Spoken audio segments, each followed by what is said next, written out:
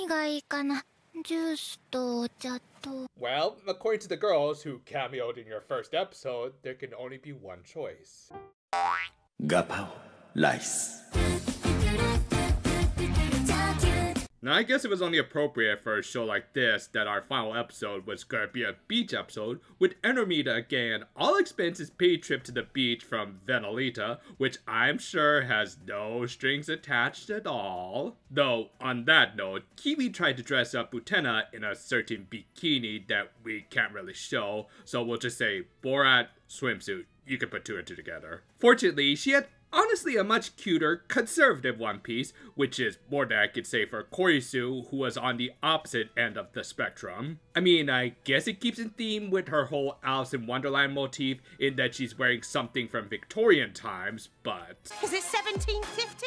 Burn it like the witches who wore it! Though Matama did kind of correctly point out that Utena did wear something equally lewd as Beze, but that's kind of the thing, it's only as Beze. We'll get more into that later in the episode. For now, as a final episode, they of course had to run to the other half of this cast. The Tres Magia were just coming off a photo shoot at the beach, which, yeah, I think we all know what kind of pictures they took, and who's gonna pre-order them as soon as she gets home. Anyway, after Kiwi and Karako had their usual exchange that led into a friendly competition, everyone else broke off into their own pairings. Matama and Nemo of course went off on their own, Haruka built sandcastles with Korisu, and Utena and Sayo became our main pairing for this episode, and probably the series at this point really. The liar in particular kind of wanted another massage from the former, possibly because she was starting to pick up that Utena was Beze, but let's be honest, she just wanted another happy ending. To more naturally break the ice, she asked about Utena's Tres Magia tote bag.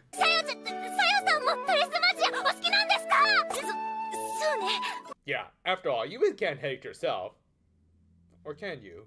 Granted, it led to, legit, the most wholesome exchange between these two, including having a moment of Utena reiterating why she loved magical girls so much, and Sayo assuring her that they would totally appreciate her feelings until the crop came out. Still, a nice moment that makes you realize the actual reason why they were at the beach. Their ship wouldn't fit anywhere else. But yeah, everything was just nice and wholesome, with everyone just having fun and maybe teaching each other some new tricks, and nothing could ruin it like...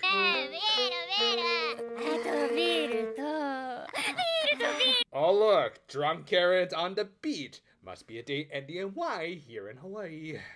Seriously, I'm on Kiwi's side here. Just blow these bitches away so that we don't have to clean up after them later. However, this of course meant that the Tres Magia had to go into action, and the rest of her team needed to join in, with Korisu making yet another meme face. Not her best, especially with this clearly outsourced animation, but still a solid 6, while this one from later, I'll give a definite 8. Anyway, using a smokescreen, not only did all of Enomida manage to transform without being seen, Utena also managed to instantly get into character. Yeah, unlike pretty much everyone else on either side of the conflict, Utena's villainous persona as Beze was drastically different than her civilian form, which as the series has gone on, she has clearly gotten used to it and could turn it on and off at will. This is best exemplified by her not only effectively ordering her troops around, but also immediately creating a new threat for the magical girls. And of course, as the final episode, at the beach, it just had to be some good old tentacle hentai. One that she couldn't really control since she used a living animal, an octopus, as a catalyst, and I guess she didn't see herself as necessarily superior to it. Not that it really mattered, because as we've established, this girl has all of the culture. And as established with her not liking the taco in her takoyaki, Karako apparently had some sort of past trauma with the cephalopods. Yeah, I get you, girl. You must have seen the horrors that was the octo squid from Ojama Jodoremi.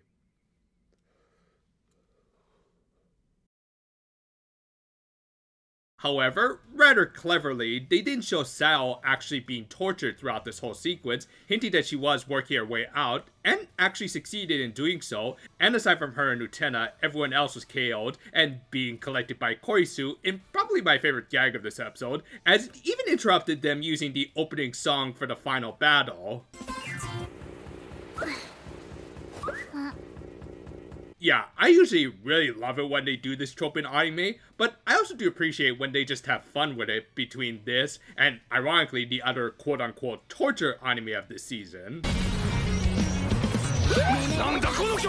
But yeah, fittingly with how the midway point of the series ended as we entered into the Lord arc, the final battle of this show would be between Utena and a refurbished Sayo. And as a reminder, that was the lowest point of the show for both characters, as Sayo had turned into a slave pig, and Utena was starting to regret that she might have broken one of her precious magical girls. And yet, through their respective hardships, both had grown stronger to the point that they had one of the better fights of the series. I mean, sure, it still had some of that wonky outsourced animation, like these Wingulls just transitioning in, with Utena not even really touching them, but the layout and story behind this fight was excellent. Both girls were living up to their roles as the heroine and villainess, and in turn highlighting the greatness of the magical girl genre, with protagonists who overcome great challenges that even had them being defeated by their enemies in the past. 愛ね I mean, okay, I think I actually know what the answer to that is. Yeah, while she poetically overcame her past defeat, Sayo was still the little masochist who can now just so happen to convert her kink into a tanky counterattack style. I mean, it clearly worked, and you could say it's healthier to embrace your true self, rough edges and all. Not to mention, while she didn't realize it herself, that whole love thing was indeed true, at least if it was an attack from Utena, who does want her to become stronger. All that said, yeah, she was still drooling as she did all of this, so the epicness of her new finisher, the Love Avalanche, loses a few points in style at least. Also, there's the color timer we did see last week with the whole Ultra Magenta thing. Anyway, after being blasted off again, the heroines and villainesses unknowingly later regrouped to close out their day with some fireworks.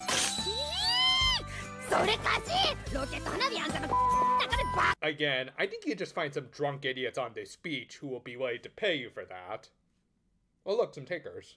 Everyone broke off into their previous pairings, and again, I think the port isn't going to be able to maintain all of the shipping between these two. It also really highlighted how Utena's life became a lot brighter, ironically, after becoming a denizen of darkness, through the many friends she made along the way, while getting much physically closer to her beloved idols. Something that she'd be able to experience a lot more, as our series ended with a reused enemy because someone on the staff really likes this flower, and the magical villainesses and girls continuing their endless battle. What can I really say other than this is probably the most appropriate ending for a show like this? And I do mean that in the best of ways, in the sense that it did follow through in its very fanservice-y ways by being a beach episode, but also they managed to resolve the hanging plot thread of Sayo and Utena's rivalry, which is something I haven't seen in some actual much longer running magical girl series, you know who you are. And while I technically can't really call it a perfect ending, again due to that shoddy animation, I think it still did exactly what it needed to do. In some ways, you could argue an epilogue like this wasn't totally needed for the show. I mean, sure, aspects like Utena vs. Sayo needed to be resolved, but for the most part, the main conflict of what's hopefully just going to be a first season was resolved with the defeat of Lord. And yet, not only does it just feel nice to decompress with these last two episodes, but it's also nice to recap and see how far these characters have come along. From little things like Haruka befriending Korisu, to Matama and Nemo becoming a couple, to even Kiwi and Karuko becoming friendly rivals, it was nice to see these characters get closer, even though in all but one of these cases, they were on opposite ends of the conflict. But that's really just been the major theme of the series. Heroes need good villains to make them stronger, and vice versa. If one can't match up with the other, like the heroes becoming overwhelmingly better, then we just end up in a story where we're stuck in a perpetual loop of nothing really happening. This is best exemplified between Sayo and Utena, where after that embarrassing defeat, with Utena not even being at the best of her game at that point,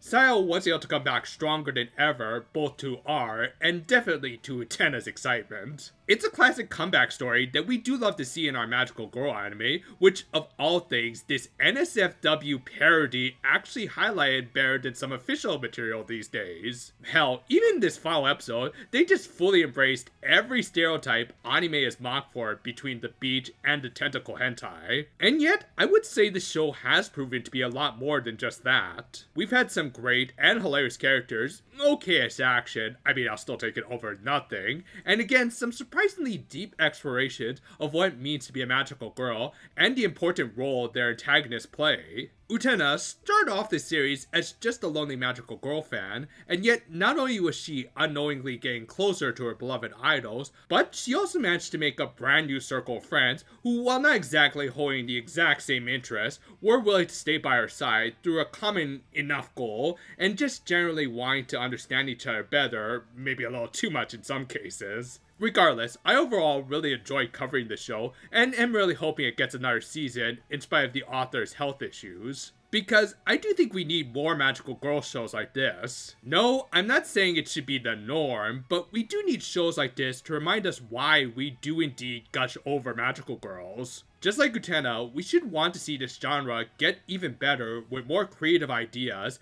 rather than just getting stuck in an overly inoffensive PC rut where no heroes and villains can truly stand out. Because when both sides can rise to the occasion, we can also rise out of our seats and cheer both of them on. Thank you for watching this final episode review for this series that really came out at just the right time because I'm just about to leave on a trip. We'll still do our usual thing this Sunday, but for the following 2 weeks, we'll just do some side content that I'll upload and time for release on those Sundays. And then when I get back a couple weeks later, we'll have some new reviews ready, including to start covering for the spring 2024 season of anime. So, look forward to it. And until then though, farewell for now my friends, and